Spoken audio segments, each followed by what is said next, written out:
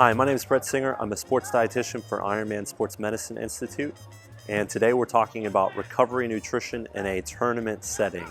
So the question is, how do we handle kind of that awkward period of time where it's a bit of recovery as well as preparation for your next game?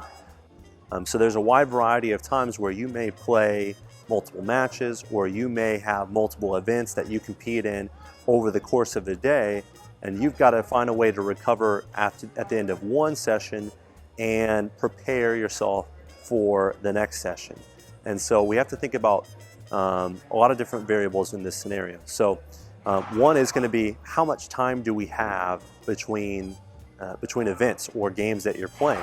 Is there food available on site, or do you need to bring things with you?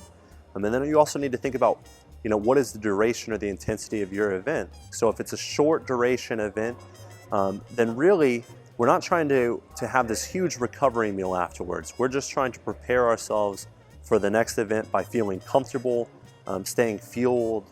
And so the factors that we think about when we think about recovery are going to be things like carbohydrates, fluids, and then potentially protein.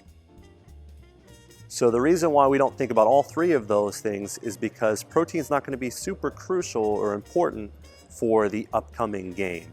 Protein's really important for recovery, but if you've got a game coming up an hour or two later, it's not quite so important. What's most important is refueling the carbohydrates that we've burned off during our activity and making sure that we're hydrating or rehydrating to make sure that we begin the next game or next event in a hydrated state.